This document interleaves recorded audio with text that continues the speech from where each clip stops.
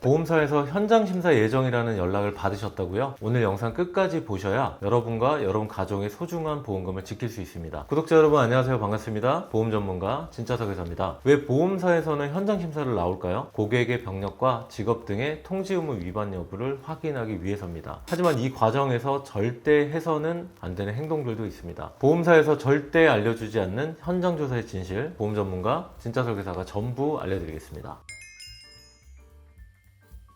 보험사마다 내부 기준에 따라 현장 조사를 시행합니다. 현장 심사 주요 사유로는 가입 전 병력을 확인하기 위한 고지 의무 위반 여부 확인하고요. 그리고 직업, 운전 여부 등의 변경이 됐는지 통지 의무 위반을 확인하기 위해서, 또 해당 청구권의 진단, 입원, 수술의 적정성 판단, 그리고 도수 치료와 체외 충격파, 비급여 주사, 맘모통과 같은 실손보험 비급여 과다 청구, 그리고 상해 사고의 사고 사실 확인을 위해서도 현장 심사가 진행이 되고요. 사망 및 후유장의 보상 적정성을 검토하기 위해서 현장 심사를 진행하죠. 즉 보험사가 감액이나 또는 보험금 거절을 예상한 상황일 때 현장에 나와서 병력과 직업 등의 위반 여부를 직접 확인하려는 겁니다. 특히나 이 중에서 고지 의무 위반은 보험 가입할 때 과거 병력이나 치료 이력을 알리지 않았을 경우를 말합니다. 고지 위반을 한 경우에는 해당 사고건과 인과관계가 있는 사고라면 보험금이 지급되지 않거나, 또 계약일 3년 이내라면 심지어 보험이 강제 해지될 수가 있습니다. 보험사가 병력을 확인하는 4가지 방법이 있는데요. 면담할 때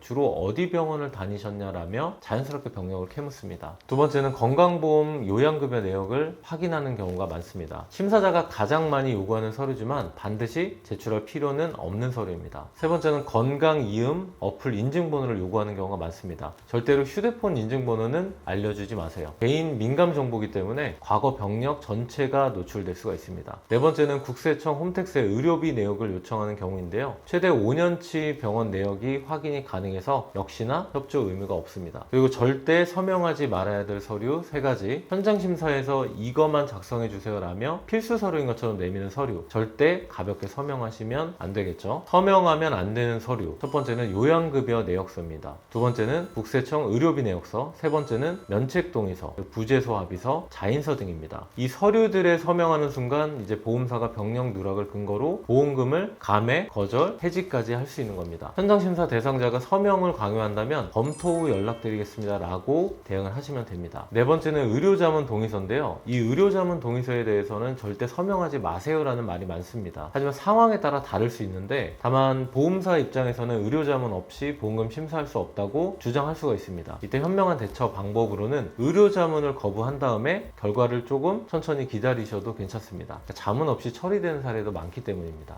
두 번째는 의료자문은 보험금 지급이 거절된 경우, 자문위가 항상 보험사 편은 아닙니다. 하지만 보험금 지급이 거절된 경우 전문가 대응이 필요하겠죠.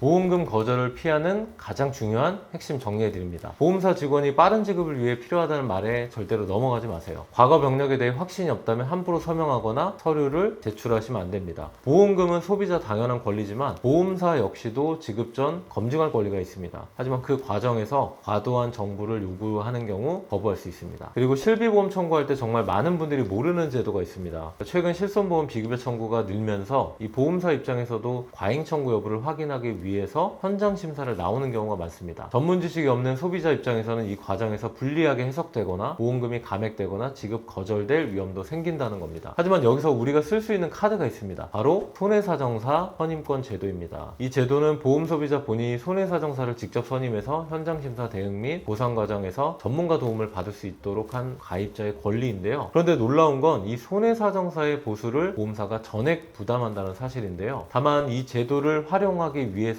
3가지 조건이 있습니다. 이 3가지 조건 꼭 기억을 해주시면 좋겠는데요. 실손보험 단독 청구할 경우만 해당이 됩니다. 즉 입원 일당이나 수술 특약, 진단비 등 다른 담보를 같이 청구하면 적용이 불가능하고요. 그리고 두 번째는 현장 심사 안내일로부터 10영업일 이내만 신청이 가능하다는 부분입니다. 이 손해사정사 선임 의사를 보험사에 먼저 통보를 해야 한다는 거죠. 세 번째는 보험사와 사전 협의는 필수가 아닙니다. 그러니까 소비자가 원할 경우 선임할 수 있고요. 법적으로 보험사는 보수 부담 의무가 있습니다. 있습니다. 보험사에서는 손해사정사를 자사소속으로 활용하는 경우가 많겠죠. 하지만 내가 직접 선임한 손해사정사는 철저히 내 편에서 보상을 판단하고 현장조사 대응과 서류 대리 작성, 증거 확보까지 함께 도와줄 수가 있습니다. 많은 분들께서 모르시는 이 손해사정사 선임권 제도는 보험업 감독 규정에 명시되어 있고요. 현실적으로 거의 알려져 있지 않아서 활용률이 현재 매우 낮은 상태입니다. 즉 우리 보험 소비자들이 잘 모르기 때문에 활용을 못하고 있는 거죠. 이걸 안다는 것만으로도 내 보험금 내가 지킬 수 있는 힘이 생깁니다. 자, 정리해 드릴게요. 현장 심사 연락 받으셨다면 무조건 당황하지 마시고요. 먼저 손해사정사 선임권 제도로 활용을 검토해 보시기 바랍니다. 즉 보험사 부담으로 전문가가 무료로 나를 대변해 주는 제도입니다. 단 10영업일 이내에 통보를 하셔야 되고요. 실손 단독 청구 조건은 꼭 기억하시고요. 보험사는 절대 먼저 알려주지 않습니다. 우리 주변에 실비보험 청구하시는 분들께 꼭 공유를 해주시면 좋겠습니다. 현장 심사할 때 절대 하지 말아야 될 3가지 정리해 드립니다. 첫 번째는 건강이음 인증번호 제공이고요. 두 번째는 국세청 의료비 내역입니다. 세 번째는 면책동의서, 부재소 합의서, 자인서 등의 서류에 서명하는 겁니다. 그리고 실비보험 단독 청구 현장 심사가 진행이 된다면 이 손해사정사 선임권 제도를 먼저 활용을 하시면 됩니다.